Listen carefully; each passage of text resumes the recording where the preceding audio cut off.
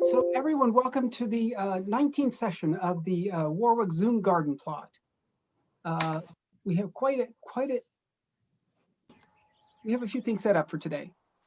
As usual, we're going to start out with questions from beginners, a little bit about garden planning. Actually, we have a couple seeds topics next. We have some general announcements, and then I should have mentioned, hope this doesn't tick anybody off, but I asked Bill to talk about the topic of ticks. He once gave me a long talk about that, and I'm sure other people have some ideas too. So that's going to be sort of the end of night discussion. Usually we try to let people know up front what's going to happen. I know it's going to tick people off that I added this. Sorry about that. So I'm going to stop sharing my screen. Does anyone have any questions that weren't emailed in advance that they want to start with? I do. If this is our 19th session, when was the first one? When is our 1-year anniversary? I think we started in April or something. I think so. Yeah, I can look it up. Yeah, we I definitely, think we should have a virtual party. yes, it was definitely near the beginning of the Corona thing where we were all, Right. Mike was like, what could we do? We're all home. Yeah. So yeah, we can look that up. That's a good point. Probably closing in on our year anniversary soon. Let's see, somebody did submit a really good question, and we've got a pictures with it.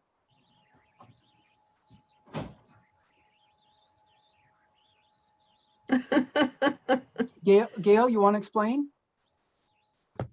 Yeah. Sorry.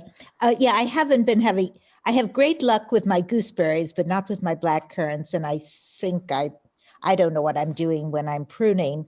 I keep on watching videos from England, but I may have pruned too early, but I did know sometimes you can take your cuttings and just put them in water, which I did, and they're doing very well. And those on the left, you can see all the leaves, and on the right, the roots. But now I'm not sure what I should do. I'd love to be able to plant them in spring and get more blackcurrant bushes, but what's going to happen in the next few months before I can plant them? What should I do? Well, one thing you could do is just plant them in a pot with soil and let the roots grow more. And I would separate them as much as possible so that the roots are not too much intertwined. In other words, if they're really together right now, move them a little bit apart. They may, I don't know how fast they're going to grow though. They may get pretty big in 2 months, but they should be healthy. And just regular soil, not potting soil or? Yeah, potting soil. I don't know if you can get regular soil at this time of the year. It's covered up with ice. Yeah, that's true. Pickaxe. I mean, you could put it in regular soil too, but potting soil would be fine too.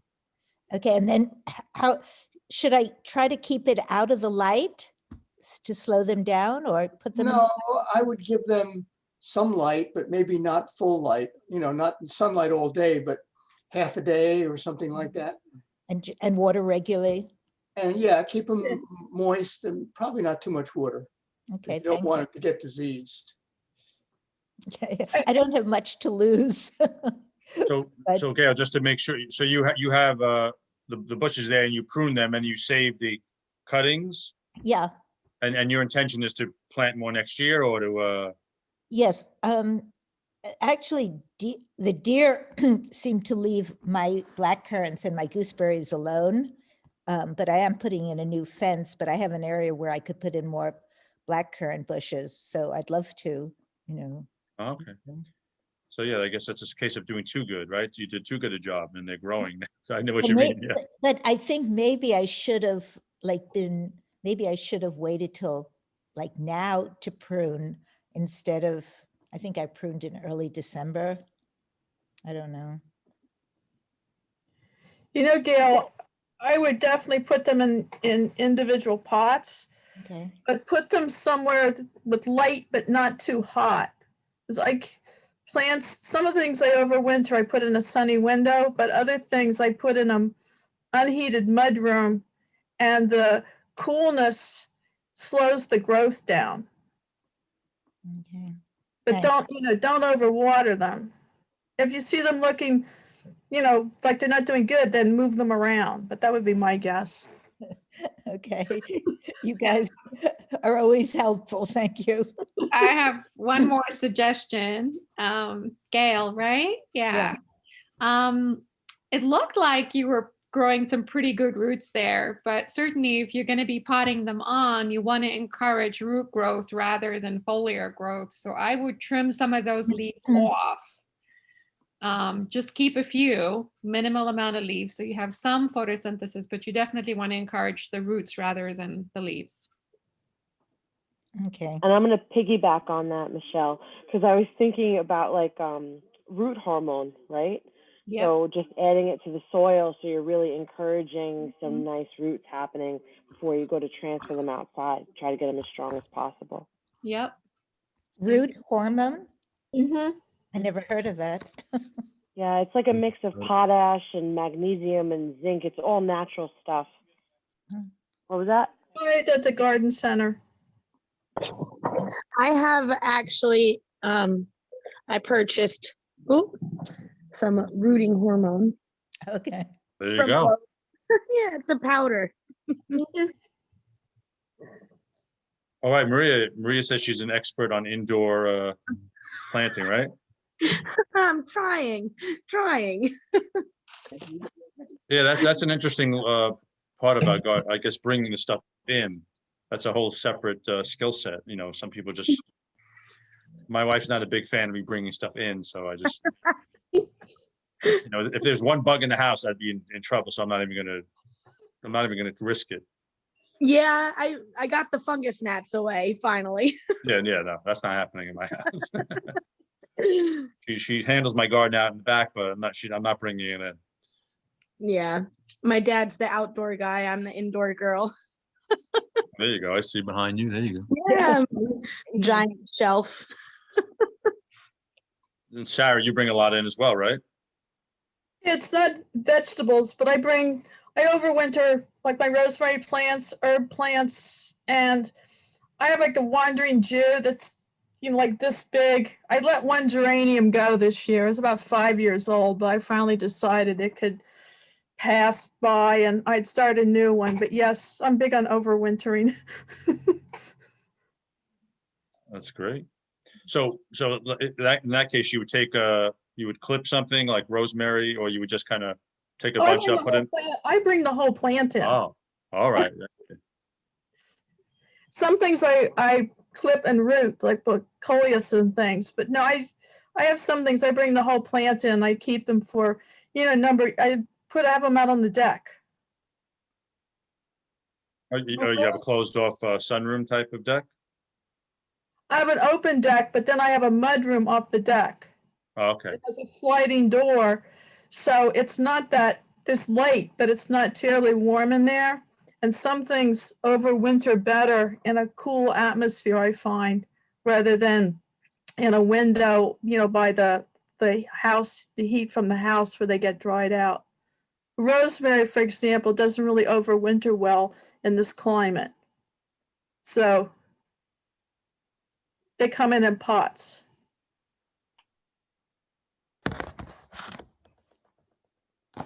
I want to go back to a question we had from last week, but before we move on from this, which really was a question about pruning. One of her questions was when to prune, I think. Yeah. But I saw that there will be a Cornell Cooperative Extension is offering a class, I think in March. It'll be after our March Zoom session, so we'll be able to get the date out to you. It's on pruning. So if anyone's interested in that, we'll be sure to share the details. I'm not sure if they ever do a class on peaching or not. Pruning, peaching. Anyway, let me share my screen and show. Now, last week Melissa asked a question, and I came up with like a separate answer. She was asking the question, what to grow in her 8x4 bed. So she's going to be starting next year in Newburgh with a place in a community garden, and she has an 8x4 bed. And I thought one of the things we didn't emphasize was, and this bed is not set up how I would do it if I was in the situation she has, but this is like 6-foot fencing, Mm-hmm. stood up with a couple posts, right? And especially if the fence was set against the back of the 4x8, the back meaning the north side, right? So that it will throw shade behind it. Mm-hmm. And then, so in this particular picture, it's got radishes growing in the bottom. They got a little bit leafy. I'm not going to try that kind of radish again. And peas in the background. Okay. So there are a lot of things that can grow up this sort of trellis thing, like tomatoes and green beans and cucumbers. And I wish, we've had times when we have just like a wall of green beans, those pole beans. It just makes so much food. And I was thinking, if you just had a 4x8 bed, you definitely want to take advantage of going vertical. And so if you had like, an 8-foot long fence, 6 feet high, you could have 2 or 3 feet for beans. I want to hear from the crowd what they think about this. No, I think it's good. We use vertical in the community garden. We have some really nice large trellises someone built for us, but I don't know if you know what cattle panels are. They're just like rebar with big squares. You buy them over at Tractor Supply. They come in different sizes, and we have a few of those, and they're really useful. You pound some stakes in the ground and zip tie those on and grow all the items you mentioned on those panels. Like we started out with the cucumbers on the ground. They were all over the place. It was like so annoying, but we grow them vertically. So yes, growing vertically is really a good thing to do. Gets the plants off the dirt and saves a lot of space. But the big rebar is good because you can reach in to harvest. So folks, help me out here. What else could you grow on a 6-foot fence like that? Or You can grow Gourds, melons, Yeah. Small pumpkins. gourds. Like Well, there's, but I'm sorry, I might avoid those, it's a smaller space, they could kind of take over a lot, right? They could, I wouldn't want anything too wandering, in one bed. But melons don't get that big. And you can get a lot of melons in a small space if they're going Small, yeah, you can grow them in a small. early in The the season. peas are going to come out. Yeah, So you just have to think of which crops are most important to you, and then plan on when one is coming out and the next one's going in. Succession sowing with the vertical planting had really changed my game. Mhm. Totally. And I did a lot of snow peas that way last year. A lot of snap peas because they go great gangbusters, and then they kind of die back. And if you time it out right, you can just keep eating from the same space, as long as you're giving the soil nutrients as well, right? Because whatever we take out, we're taking that nutrition, we put that back in. Right. Well, actually, the peas fix nitrogen, so that's sort of an advantage. Last year, I was a little bit bad about. I should have taken out the peas earlier and got the tomatoes in earlier. I same. sort of held the peas went longer than they should have because it was sort of not so hot in June and July, and so the peas lasted a lot longer. And I'd planned to take them out and put the tomatoes in. The tomatoes should have gotten in earlier. but if your peas were still producing, I guess, right? Well, that's just it. I mean, the tomatoes, as far as volume of food, like the tomatoes are like, wow, that could be a lot, especially when you pick your variety. And the pole beans, again, you can come home with like a plate full of food every day. I mean, it's those could be really productive. I've got a couple pictures, like it's sort of like just a wall of vines and beans everywhere. I'm sorry, they're sort of pictures in my mind. I couldn't find pictures, otherwise I would have put it on here. Just concentrate hard and maybe it will appear. Well, I'm still eating my beans. I'm still eating those beans. They're so Wow. big. Another idea for a vertical garden would be to throw in some nasturtiums. They Oh. hold the fence, and they're so beautiful to eat in a salad. That's my favorite nasturtiums because they're beautiful and I love the taste of them. I love them. That's a really nice one. Thank you, Janelle. I'm growing a summer squash, and I wish I had remembered the name of it. And if you leave it on its vertical trellis, you can grow it like a winter squash. And Rick, who's just off camera here, everybody say hi to Rick. Bye. Hey, Rick. He, he says, oh, that's a gagoot. So I don't know what it is. It's this long green summer squash, and then it turns dark skinned if you leave it on there. And apparently it's a great vertical crop, and I'm so excited. It's very sought after at the specialty markets. I just didn't remember to write down the name, but I think it's a Kakuzi melon. It is. A Kakuzi melon. Have you eaten it yet? no, I haven't. I just read all the reviews. I have the seeds in my grubby little paws. I'm just really excited to grow it. It just looks like the very best thing. I grew that one year around the garden because I don't know. We saw it. So my friend and I saw it somewhere, and it's amazing to watch it grow. I mean, these things grow like 3 feet long. And I have to tell you, the winter squash part of it, it wasn't that good. No. But give it a shot. It's really fun to watch. But you can also eat it as a summer squash. But the summer squash part tastes good if you still harvest it as a summer squash. Actually, we kept it because we thought we were going to get this incredible winter squash. Oh, okay. It was something of a letdown. So I would, maybe leave one to try for the winter. Yeah. And I know it's big in people who, it came from Italy. So I know some people grow it on purpose, but try it as a summer squash. Yeah, that's the plan. We're going to try eat it as a summer squash because I plan to grow honey nut, the tiny butternuts, the super, super sweet ones. Yeah, I know. So we'll have enough winter. I prefer stuffing the flowers. But it's really cool to grow. Mm-hmm. I'm excited.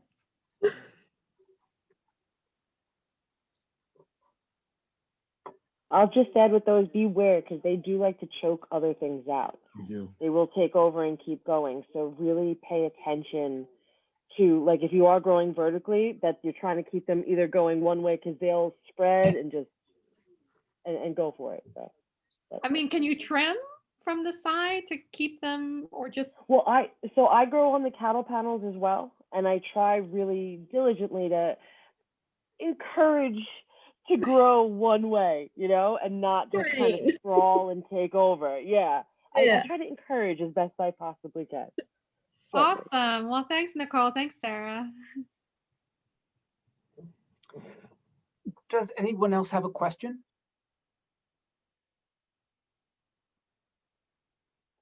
I have a question. Oops. Okay, well, we'll get to that next. Well, what's your question? I'm sorry about that. So I have started a little bit of an indoor winter garden. I couldn't wait anymore, so I turned on one of my grow racks and I seeded some lettuce a couple of weeks ago, and these dwarf tomato plants that aren't supposed to be more than like 8 inches tall with these, and then these really small, they're really tiny, they're the size of a quarter, bell peppers. I'm just giving some things a go because, what the hell else are we doing right now?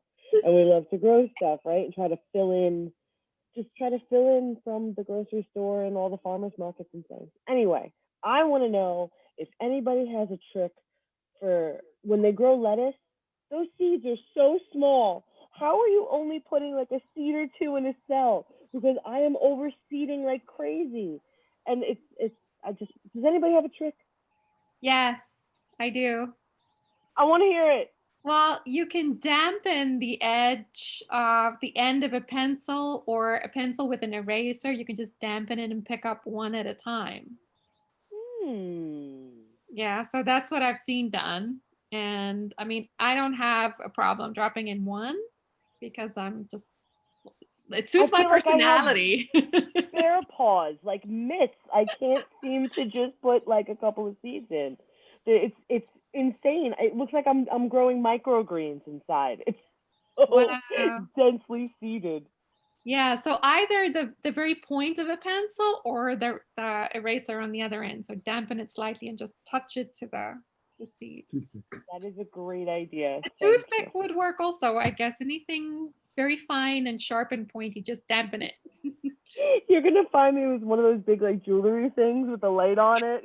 My eye's gonna look enormous just trying to put one seed. You know what I would, something like lettuce, I would get a square. I wouldn't try to put them in a cell. I would just put And them in that's what I did, Sarah. It's like a 4x4, but it does look like I'm trying to grow microgreens. What I do with small seeds, if I'm starting them inside, is I have one of those dishes that's kind of for soy, a rounded soy sauce little bowl. Like I bought one time. So I put my little seeds in there and I put it on side, and then I take something like just take like a regular knife and I flick in one at a time, because that's my small seed if I'm doing cells. Thank you for that. All right, thanks, guys.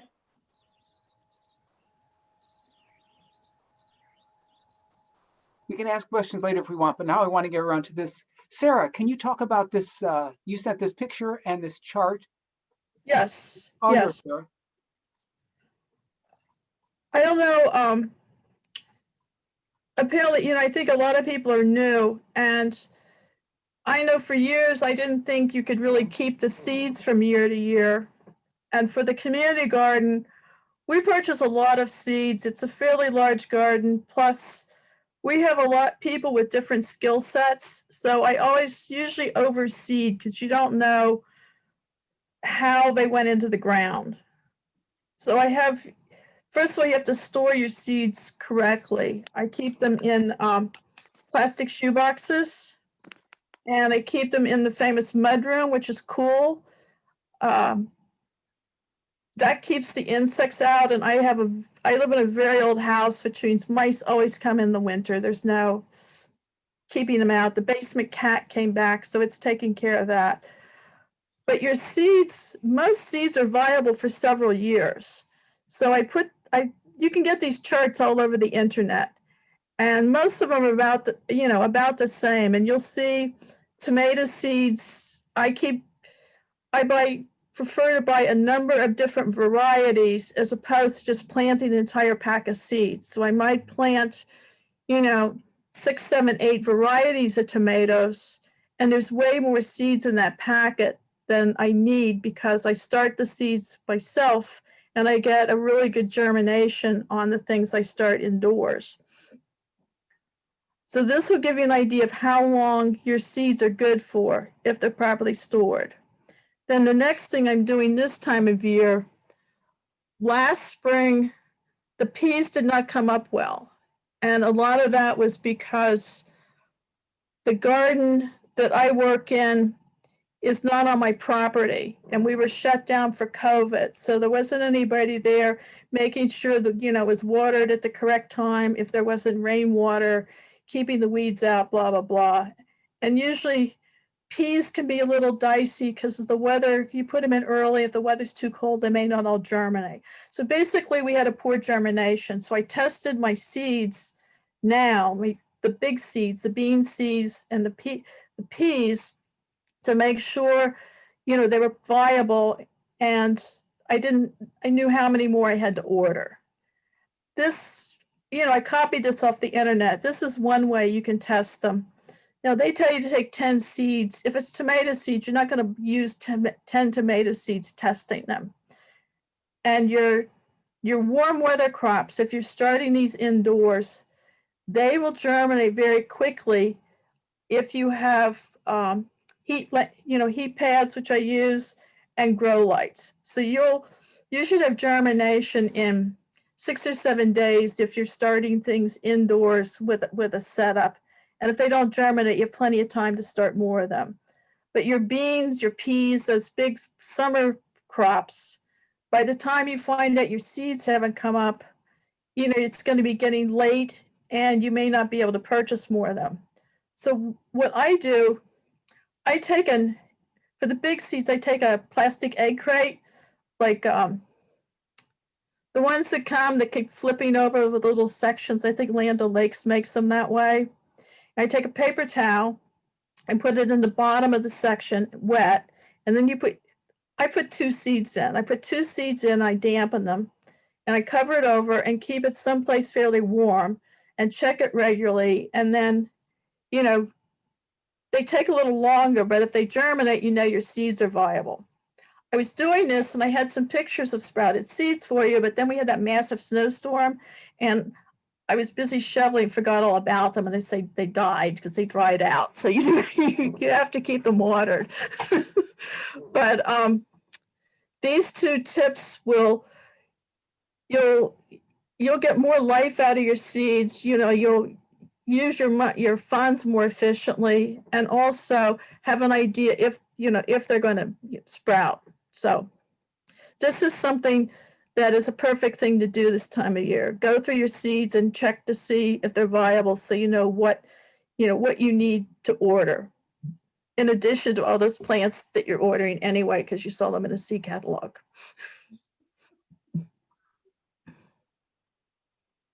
Thank you. Very You're helpful. welcome. That's an awesome chart, Sarah. Thank you. I saved it to my hard drive. I'm You know- drowning in seed packets at the moment, and I can never stop myself from getting more because they're so inexpensive. But then I can't bear to part with a single packet of seeds ever. So No, that doesn't mean I'm not buying more seeds, but especially, I mean, like tomatoes and peppers. I like to try out new varieties every year. So I have, and if I don't like the variety, that's the end of it. I mean, but this way, for example, a packet of seeds from somewhere like Johnny's, I'll usually, for tomatoes, I'll be able to use that packet for maybe 3 years because I get close to 100% germination rate by starting them myself.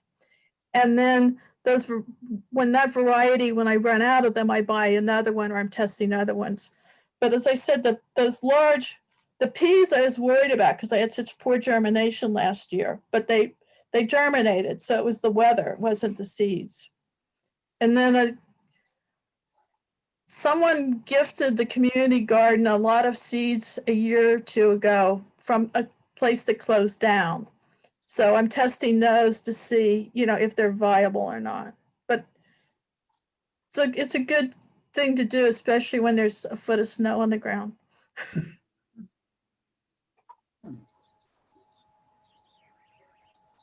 You guys, most of you know I'm wild about seeds and collecting and sharing myself.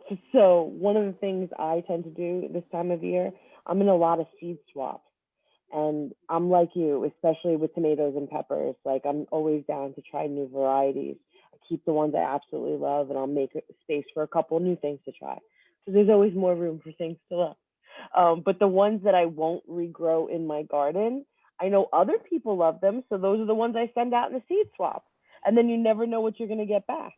You could get something, amazing that you had no idea, or something that was on your radar that you couldn't find or back ordered. But that's something that I've been doing, and I've been kind of like thinning out my collection that way, because some tomatoes and peppers that I find on some of my forums and things that people absolutely love, I didn't have a taste for. Yeah, So I know. they're getting them, and it's like Christmas morning to them, and then hopefully you get something awesome in return. How do you do this? How do you do the seed swap? I find a bunch of them honestly on Instagram. Okay. A lot of people do them. So like I love the Super Duper Seed Swap. That's the name of that one. She's out of Connecticut. So you and then she has, there's a website, and I think hers is maybe like $11 to participate, and it covers all of the postage coming back to you, and you send out like 25 packets of seeds or so. Sometimes other ones, I just participated in one and I could have sent up to 100 packets of seeds if I wanted. And then however many you send out, you get in return.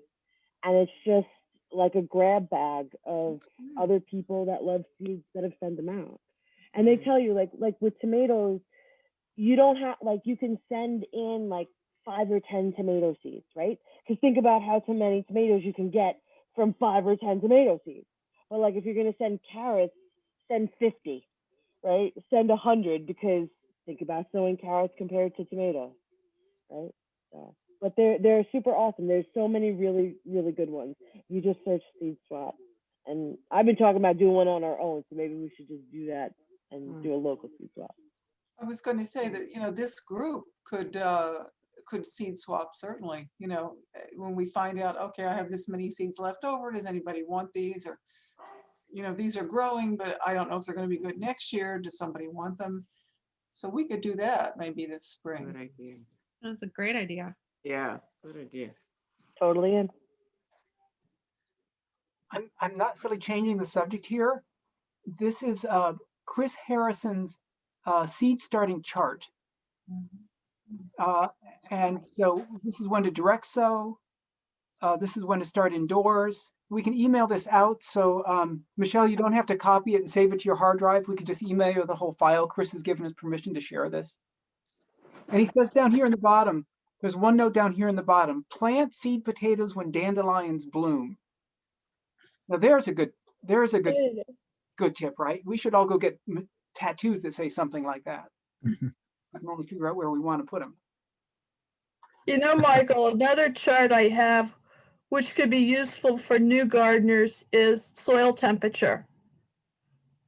Some people don't, certain seeds need cooler weather and certain seeds need warmer soil to germinate. And if you're newer to gardening, you may put, it's when you're direct sowing. If you put certain seeds in too early, like summer squash, for example, if you put them in, you have a damp, wet spring, they won't do well. Nothing happens. So the soil temperature is also another factor you need to be aware of. You don't need to be exact, but just have in mind, don't put this in until it's warm. But I have a chart like that I can send you. I have a question about that. If you're using raised beds, does that make a difference in terms of soil temperature?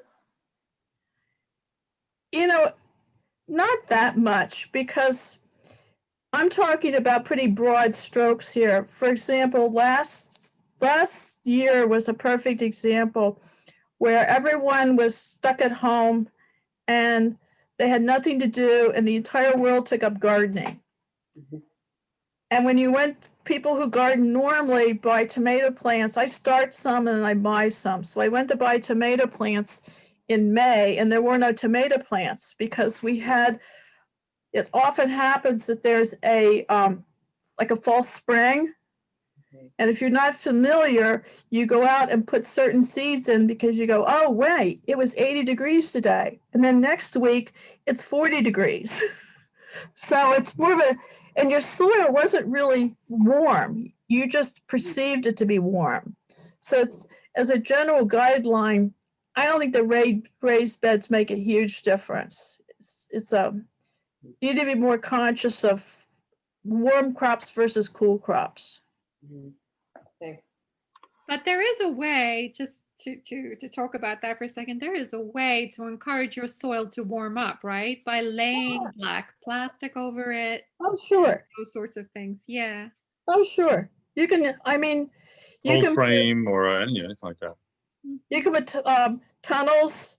There's all sorts of way to start earlier and extend. Right. I forget about that. I forget about starting earlier. I like to extend, but I forget about prepping the soil. So I'm so glad we spoke about that. Bill is gardening all year long. 12 months a year. Not outside directly at the moment, though. Right, yeah, no, not now. Longer than most of us even think about it. Yeah. I have some spinach from last fall that before we had this big snow was growing nicely over in the garden. And I put some row cover on it, kind of directly over it, and we'll see if it makes it. Because I've had spinach, make it through to the spring before. But it's gotten pretty intense now. And 2 more storms this week. That would be like the super spinach over there if it makes it. That'd be awesome. Yeah, I don't think it's going to make it, but My go-to is kale. I grow a lot of kale in my cold frames, and I swear that stuff has antifreeze in it. It can it's freeze and regrow. It's amazing. So I can almost garden through the year with these cold frames. I have a kale question. So any kind of kale, dinosaur kale, walking kale, curly kale, or just any kind of kale will do Russian it? red kale is the one that I've had the most success with, but I think really any kale is similar in that regard of being just really resilient with very cold weather. Janelle, I'm curious if you've ever had a kale plant last you up to 2 years. Yes. Yes, Definitely. same. Yeah. 2-year-old kale plant. I was Yeah. so proud of That was it. a Tuscan. Yeah, Tuscan. I have a kale plant in my garden that I didn't take out last year. I don't even know what kind it is, and it's still growing, Yeah. even underneath the snow. Yeah, kale is my favorite because it just seems to clip it, just keeps coming back. It's, cold hardy. So, I mean, you have to like kale. I like kale. So if you don't like it, then don't grow it. But I think it's an incredibly productive plant. I've often found a lot of people who say they don't like kale, and then you find out they've never had it properly prepared. Because it can be bad if you just overcook the heck out of it. And Oh, yeah. I've been making kale chips for like the last 3 weeks and shaved Brussels sprouts right now. I'm all on like that Brassica cold hardy train. I'm there. And I don't grow kale in my garden, so I'm excited to try this year. It's very easy to grow. I mean, you definitely have to keep your eye on them like any brassicas. They definitely get the green Caddis worms. Yeah. That's what I was gonna ask. Folks, after the last meeting, we asked everyone, well, what seeds do you like? And one person sent in this picture of her catalog collection. Everyone calm down. Don't jump the screen. That looks familiar. Guilty. Good looking collection there. You guys see how There's the high mower. We just got our stuff from them. Yeah, some Some people I heard were saying that they sent in their orders and they said, we can't fill this order. We're out of stock or something. In the last couple of weeks, I placed an order with Pine Tree and they didn't reject any of my orders. They said, oh, it'll be delayed a couple of weeks, but heck, I can wait a couple of weeks, no problem. What companies have people run into getting things from? Johnny's? Well, I ordered from Johnny's on January 10th, and they got back to me at the end of January, and I only was able to get half of the order. They were out of half of it. And I just jumped on the internet and ordered from other places and was successful. And actually, High Mowing Farm, I saw that in one of the catalogs. We didn't know that one, and I found that on the internet. And we did get some things from them that we couldn't get from Johnny's. So I think they're the ones that don't charge postage, one of them. it's $2.95 or something for postage. It's really cheap. Much better They- than Johnny's. High mowing was free for $10 and they raised it to $25 this year because I always used them to fill in. You They know. were backlogged for a few weeks, but they seem to be shipping again. I think Johnny's has a lot of commercial clients and they became very popular because we all told everyone how great they were. So what it was, they had to shut down to home growers and fulfill their commercial. And this is interesting. I needed to buy more Agribond, Agribond for the row covers. And it's all out of stock. And I asked them, Wait, sorry, what is Agribond? Agribond is row cover. It's a brand name of row cover. So I needed more of it and I couldn't find any. And they told me that the people who produce Agribond during the pandemic switched over to making masks because it's a similar material. So I found that very interesting because I'm like, how did all this stuff disappear? But that was a good cause. So they're gearing back up to make their regular product, but that's how things affect us. Yeah. And as Nicole emailed us before, the Greenwood Lake Garden Center has wonderful seed, Hudson Valley, which Hudson Valley Seed as well as Co. being They great just started seeds, like collecting them. very beautiful. You almost hate to open up those seed packages. It's like The art gorgeous. pack. Yeah. They're really beautiful. And Stacy really stocked up pretty well, and they do High Mowing also. They use High Mowing, I believe, and I don't Hudson know. Valley. They have a couple of at Greenwood Lake at the garden center. Yeah. They sell a couple of varieties, but today I was like, oh, you guys got in the Hudson Valley Seed Co. with all the art packs. I don't know if they're all there, but it was a nice selection. I almost didn't want to tell everybody yet because I didn't buy my seeds yet, but We share some love. Nicole, you're the artist. Do you want to do something with those packets? I'll dedicate all mine to you if you have a good project. You 'Cause know, I've it's been so collecting funny. them. I donated mine to my mother-in-law who works with collage. Oh, okay. And because I was the same way, I was like, I don't know what to do with them. They seem so precious. But for a collage, Appreciate it. I mean, there you go. Very artistic. Well, Open they it up, can- Chad. Open it up. No, not yet. Oh, you haven't taken? Oh, they come out. They're like they're shaped like a cross, like a T. Oh, okay. Both sides cross over, fold with the sticker in the back. They're beautiful. Well, And then- the man who founded it was dedicated to not just gardening, but also supporting the arts. So he commissions an artist for each different vegetable or flower. So Wow. it's a really nice relationship. Artists put their name, because I looked into it when I first saw them. Artists put their names into a pool at certain times. They do calls, and then they select you. They look at your work, and based upon your work, they're like, you would be good for the Dark Star Zucchini, or whatever it is, and they let you, go for it. It's cool. Yeah, I was in Thanks for the Adams offer, by 2 the way. weeks ago in the Newburgh location, and they had a lot of seeds from Burpee to Hudson Valley, whole bunch, the whole lot. And they were Where was that? in there, and we were like going through all the seeds and knocking each other a little bit. It got a little rough in Adams, but I got. Weren't you 6 feet apart? I was trying really hard, but there was some that I really wanted that were in her vicinity. So.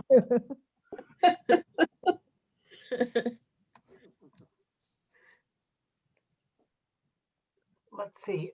Gosh, we've been sitting down now for 45 minutes. It's usually our thing. We get halfway through and we do the shimmy in place. So everybody, we're just going to stand up. Most of you want to do it off camera, it's fine. We just stand up, shimmy in place, come back. It's a 10-second break basically. 10 seconds. 10 seconds is not much. That's a really quick shimmy, Michael. I'll do a stretch, not a shimmy. All right. Boy, we should add that to the New Yorkers for Cool Refrigerant Management meetings. Yeah, definitely. I think just wearing sunglasses isn't quite enough. I like that. You might want to think of a shorter name though. That's got to be catchier. We have a few announcements, just a few. So the Zoom garden plot again, it'll be the second. We'll do the second Monday in March. That's the 8th. But then, we might have a second one in March. When we get there, we'll see, because that's when gardening season begins. We might start going every other week. So it'd be the 8th, and what would be that? Be the 22nd, and we'll let you know in advance. But that was what it looks like. The second bullet here: community solar is not a scam. What does this have to do with the price of tea in China? I hear you ask. This spring, Sustainable Warwick is going to have a big fundraising drive. It's not for us. We're trying to do fundraising for a lot of nonprofits around Warwick. One of them is probably going to be the community garden, the new community garden in Greenwood Lake that Chad Polari there is running. And the basic idea is community solar is it's good for the future of the grid. If you subscribe, you don't have to get any machinery attached, no wires attached. You sign up and you get 10% off your electric bill. So it's good for you as a customer. There are 3 different companies who are working with us on this campaign, and each one will pick. I don't know which one will be with Chad, but basically you would get a $100 sign-up bonus. And if you designated his garden as the recipient, they would get a $100 referral bonus. So really, it's a good deal for you as an electricity customer to get this 10% off, but you'd also get a $100 sign-up bonus, and you could get $100 for Chad's community garden, or for the Humane Society, or the different organizations that sign up. So community solar is not a scam. If you have questions about that, you can always email cleanenergy@sustainablewarwick.org. And I'll put that in the chat in a second. Let me go back to sharing the screen. This third bullet here is actually a blank. I think maybe we're supposed to have a moment of silence for that. I'm not sure. And then I meant to get in the thing about Cornell Cooperatives, their pruning thing, but this is from last time. They do have great resources on their webpage for gardening. CCE, that's Cornell Cooperative Extension, orangecounty.org, gardening/gardening-resources. Okay, and now we're going to turn the floor over to Bill, who's going to say a little bit about ticks. And Janelle has a question. What tips do you have for us starting a Zoom garden plot in New Paltz? And let's do the ticks first, and we'll get to Janelle's question before we log off for the night. Okay, this is seems like there's not going to be very many ticks out in the present situation, but as soon as it starts to get warm, we start to have ticks. And basically, we're concerned mostly about Lyme ticks, which are small, brownish ticks. There's also another kind of tick that's fairly common called a dog tick, which is much larger, 1/4 of an inch or so. And they're relatively rare in my experience. So if it's a really big tick, it's probably a dog tick, and you'll definitely know if it bites you. But the Lyme tick is much worse. Lyme ticks carry Lyme disease, which is a really bad thing to get. Plus, they carry sometimes as many as 3 or 4 other diseases potentially. They don't have to carry them all. Some of them carry nothing, but a lot of them do carry Lyme. Lyme disease is spread partly by deer and mice. The ticks, bite them for blood. They transmit the disease to them. Other ticks bite them as well, and pretty soon a lot of ticks are infected. Those ticks are the ones that if they bite you, you will get infected. Anyway, I've seen a lot of adult Lyme ticks early in the spring on grasses. They seem to be able to overwinter. Usually, of course, there's a lot of eggs that they lay, and those eggs are going to hatch in the spring as well. So you're going to have adult size Lyme ticks in the spring, and you're going to have the little tiny ones. The little tiny ones are so small that they're like a size of a period at the end of a sentence. So they're very hard to see. And that's one of the problems with them in the spring. Now, ticks are usually found in higher grass, weeds, bushes, shady. They like to be in shade, and they wait to latch on to a blood meal. And humans represent a blood meal to them. They grab onto your clothes, your shoes, your skin, and then they make their way to a desirable spot on your body where they attach, and they burrow in, they ingest blood, and then they fall off over the course of a half a day to a day. I can detect them when they're crawling on my body, but once they dig in, I can't detect them anymore. You may have different sensitivity to them in terms of when you can detect them and when you can't. So the main thing is protection. You're going to be working in a garden, you're going to be working outside. So habitat, avoid higher grass, weeds, and bushes as much as possible. Generally, if you have a mowed lawn that's relatively short, that is not their preferred habitat. You don't have to worry about that as much, but they could be there. It doesn't mean there's none, but they're much harder for them to get on your body if they're in low grass.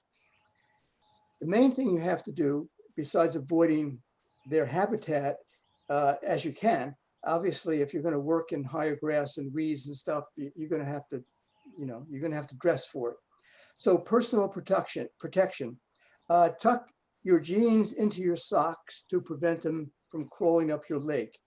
Spray your socks, shoes, the bottom part of your jeans. There's different kinds of repellents that are there. There's cutter repellents with DEET. They're probably the best known. I don't like to use them because I don't like to get DEET on my body. I will use it on my clothes sometimes. There are also herbal sprays that work. I use two of those are Naprotel tick and insect repellent and Nantucket spider extra strength tick repellent, DEET free. You can find them at health food stores and other places.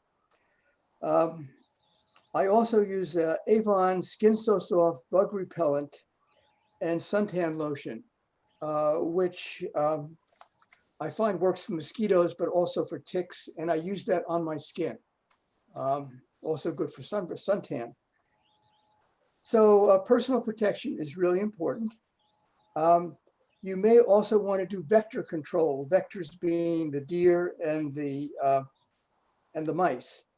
If you put a fence up, your deer can't get in your garden, so they'll be less likely to drop off ticks into your garden. And mice are a problem.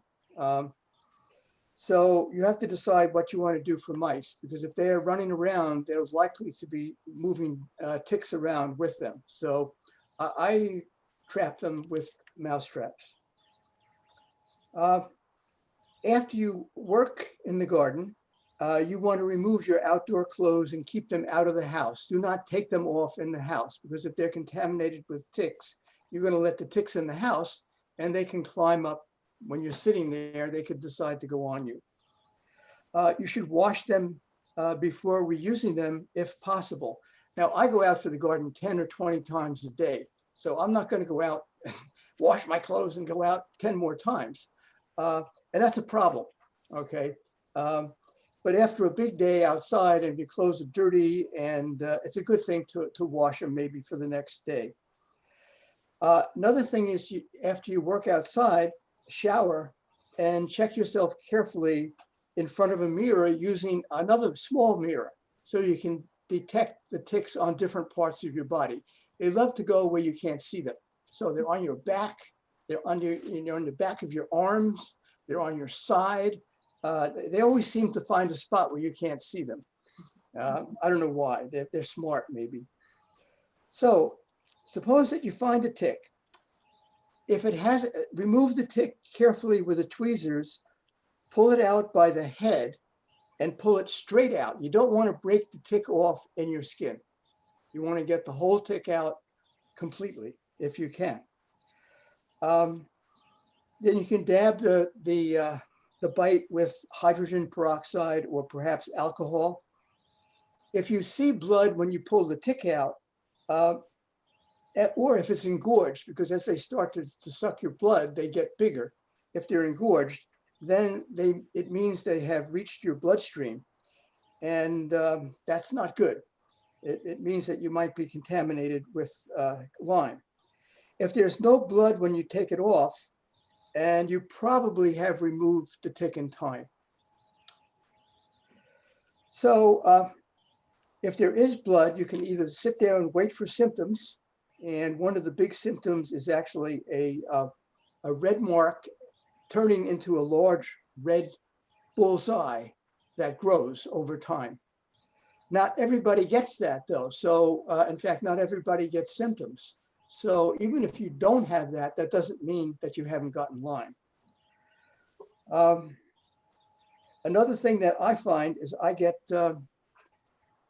aches in my knees when I get Lyme, and it comes fairly quickly. Now that's maybe unique to me, or maybe some other people get that too. But you know, you can get different kinds of symptoms. Lyme is something that's very different for everybody. Now, if you do get the rash, it definitely means you have Lyme, and then you need to go to the doctor, and they give you usually tetracycline, which is taken twice a day for 14 days. It's an antibiotic. Sometimes as many as 21 days, depending on the doctor. One of the things you cannot do is go in direct sunlight once you're taking that medicine. You have to, if you want to go outside, you need to shade yourself. I still work in the garden, but I am dressed like a mummy. And so no one can see me, and I don't get sun, okay? Or you can go in the early morning and evening and work in the garden without all that protection. Not all Lyme ticks have Lyme. You can always hope that if you got gotten a bite, that maybe it didn't have Lyme, but it might have.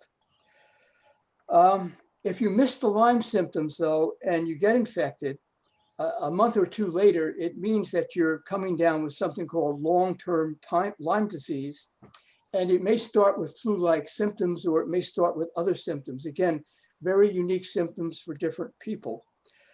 This usually cannot be cured with antibiotics. And it can be very debilitating and last years. So you do not want to get long-term Lyme disease under any circumstances. I have gotten it once, and antibiotics will not work, even long-term antibiotics, plus the antibiotics kill all the beneficial bacteria in your gut. It's very bad to take long-term antibiotics. But I did find, and other neighbors of mine have used for some time, a doctor in New York City, Dr. Yang. I'm not sure if I'm pronouncing Zhang, Z-H-A-N-G. And he treats it with Chinese herbal medicines for 5 or 6 months. That cured me, and it's cured a lot of other people that I know in Warwick. So it's something that does seem to work for a long time, Lyme disease. The problem that he has is he has to figure out whether you really have Lyme or not, because a lot of other diseases mimic Lyme symptoms. So he asks you and checks you out and tries to make sure that you really have Lyme, because otherwise the Lyme medicine, is not going to do anything for you.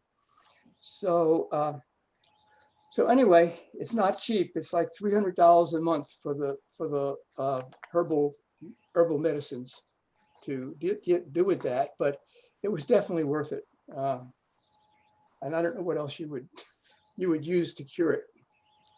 So anyway, I hope I didn't scare anybody away from gardening, but that's something you have to face on a daily basis if you're out there. And you might as well know as much as you can about it and what to do about it before you get Lyme. So anyway. I don't know if these work, but I had Lyme, and Dr. Bump, who is, some of you know him, prescribed these two things. And does anybody have any experience with stevia? No. Or, wait, where's my, this? They're both herbal remedies. No.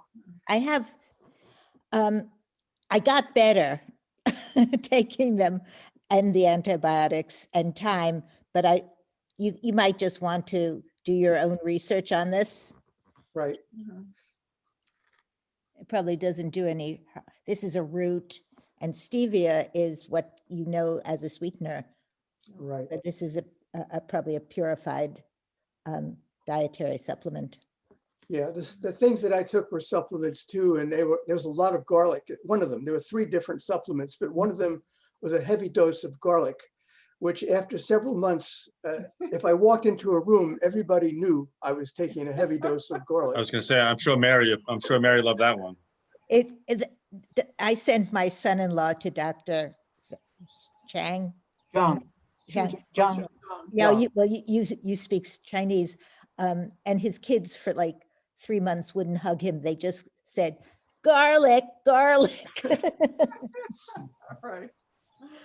But it did work.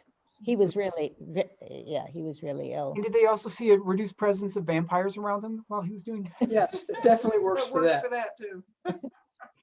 I would just like to take a small poll here. How many people have been bit by a tick? How many people have here, or maybe I should ask, who has not?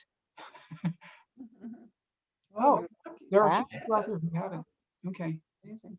So I just want to add really quick, that was great, Bill, and I try to be a little proactive with keeping my ticks away. So when we first moved here, I put out praying mantis snacks on the property, because praying mantises will eat a lot of ticks, as well as, I always screw up the name of permethicin, something like that.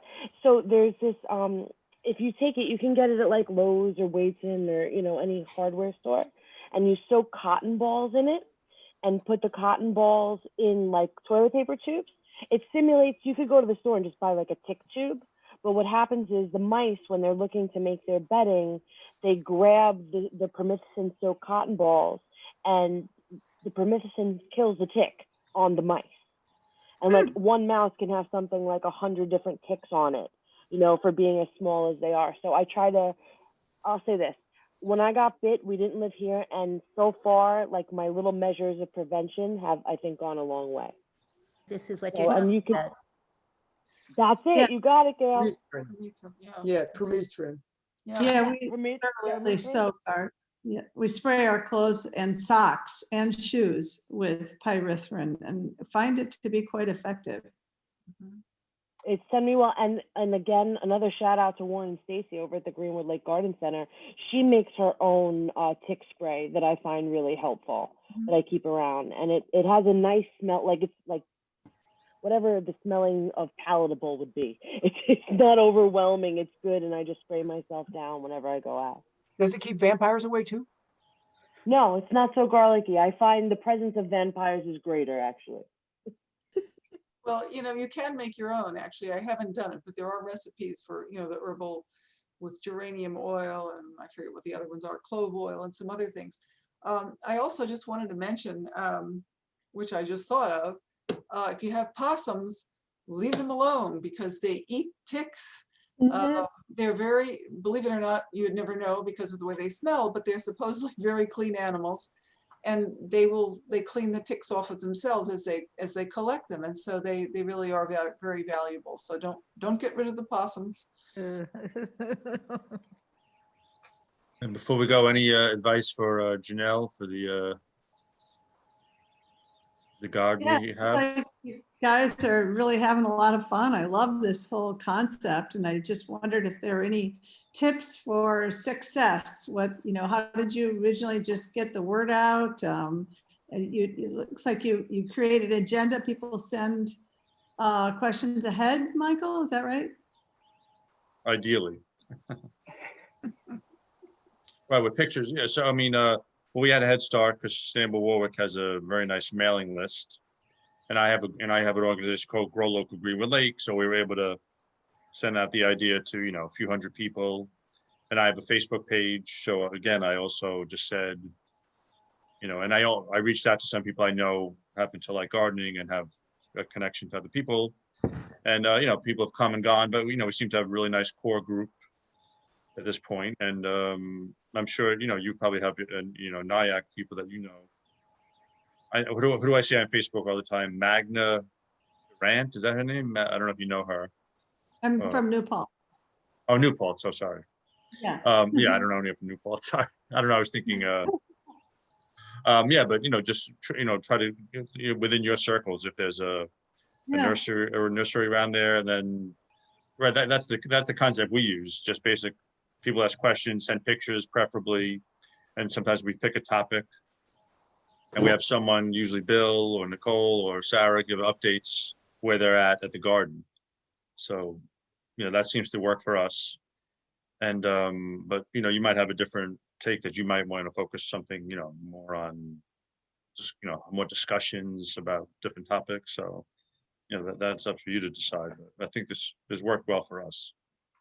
One idea might be this group already had built-in email lists. Like when it started out, I have a list of people who belong, like about 30 people belong to our garden. So there were different lists of people who were already in the gardens. And, they came and they, saw what it was about. But one session, Michael set it up. We had someone from Cornell do a talk about composting. And it was advertised in the local, what's happening in Warwick or on the Facebook. And there were about 50 people on that call. Yeah, that was a good one. Yeah, that was Maria's dad. Yeah, so if you don't have a built-in email database, maybe the Kickstart, you could do something like that. Good idea. The Cornell, right? Cornell by you. They probably could send out a list as well. Yeah. Well, thank you all for sharing the idea with me. I really appreciate it. Thank you as well. we're really about hyper-local gardening. That, you know, you can go on the internet, you can learn all about how to raise tomatoes, but it's like the third week of July, you're in the Warwick Valley, your tomatoes have an issue. This is the group where you're going to get your answer from. Right. No, that's really good. And occasionally we find out that we live just down the street from each other. So Yeah, we Thank you. share and see each other's About that. gardens too. Erin, I sent you a private message, so check your chat. Okay, so I will. Thank you. I have a question to everybody. I have been watching a lot of these YouTube videos that you can grow things early in a water jar or a milk jar. If you cut them off and then tape them around and just leave them outside where it's sunny. Has anybody been successful doing that? Because I have like about 50 water bottles in my garage. I've done that. Okay. Actually, I've used it mostly for flower seeds. Basically, there are some types of seeds that have to go through what they call a cold stratification. They have to have a cold period in order to germinate. And it's most prevalent with certain perennials, trying to get them started. You can do it for cold weather crops, but not things like tomatoes and peppers. I see people on YouTube with pictures like that, but I wouldn't do that. But yeah, it does work. I was going to start some now, but now there's so much snow on the ground that I'm putting it off a bit. Okay. Go on the internet and find a list of seeds. We're in zone 6. Okay. And look for seeds that you can winter sow. Very Good old internet. Okay, good. Thank you. Zone 6. Okay, All right, we're going kind of late this time, but yep. What else Peter, we you got have something to going say? I know. Yeah, I just want to talk about the Lyme disease. As a matter of fact, there is a small package like this. Anybody can see this? No. Yeah, not very well. Can you see Oh, it? gosh. Peter, yeah. Your camera seems to be over to your left, Peter. Can you hold that over to the left some? Oh, yeah, that's good. And out front, Can you out see more? it? Out Okay. more? Yeah. Towards the camera more? This is from the Lyme disease prevention program from Orange County Department of Health. And they have a small package like this, and this, and this. So it's a free package. You can ask the office right in Goshen. It's Orange County Health Department of Health. They have a small package, everything related to Lyme disease, how you get rid of, pick up the tick, how you deal with the tick, how you collect the sample, and it can be very useful. So I just want to share with. So, Peter, could you later email us that, and then I will send an email in the chat message. I will send a okay, message and here. then the next month's meeting we'll send that out to everybody just so they all get. I will send it out. Okay, let me just say something about that because I did that and I took the tick in and they said, I wanted to know if the tick had Lyme disease.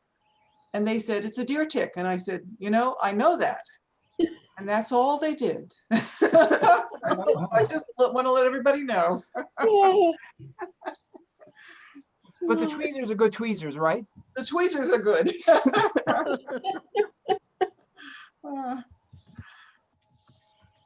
Any final questions?